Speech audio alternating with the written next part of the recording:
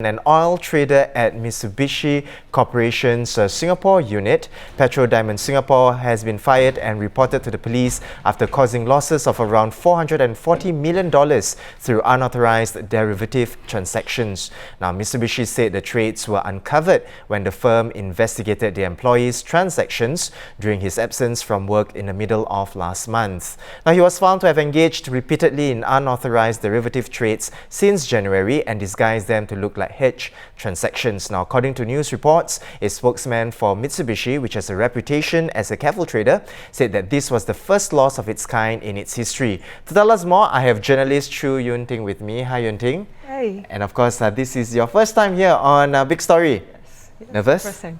I'm alright. Alright, okay, Yeah. don't worry, you'll be fine, you'll be fine. You know, as a start, maybe Yun Ting, if you could tell us, right, what rang the alarm bells? You know, because it has been ongoing since January, Yes. right? So what rang the alarm bells and really, you know, what prompted the investigation into this employee? Yes. So actually from July, when oil prices started falling, so the firm was actually suffering some large losses in derivatives trading.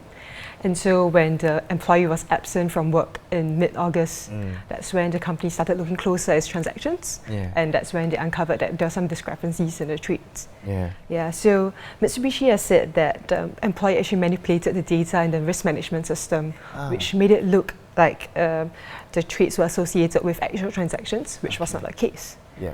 Yeah, and so actually in the wake of this incident, one of the issues that industry insiders have talked about is how compliance slip up like this. How can it have taken place, right? Given that there are usually quite a lot of checks that are in place. So for now, it seems to be seen. And of course, you mentioned one of the checks, of course, and this is something that we discuss as well. Like I have friends who are in the banking industry. They do have compliance leave that they have to take, which is compulsory, 2 weeks, to make sure that such lapses do not happen, right? Now, according to Bloomberg, of course, a person familiar with the matter identified the trader as Wang Xinchen, or also known as Jack Wang.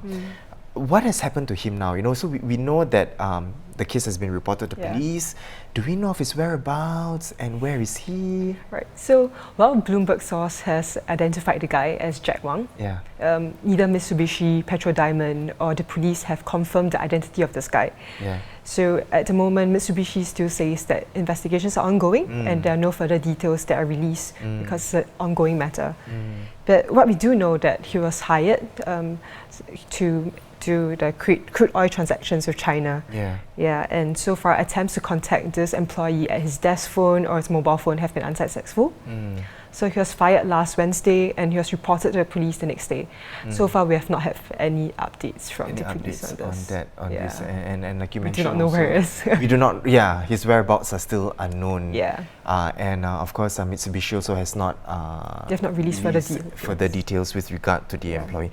Now this is of course not the first time such a case has happened. We've had, unfortunately, we've had cases that happened in previous years as well. How does this, case stack up to the previous ones that we've had? Right. So, well, the losses by Mitsubishi in this incident are pretty massive, and it's also likely to be the first of its kind for the company. So it was about like 320 million US dollars, or about 440 million Sing dollars. There have been heavier losses in the past.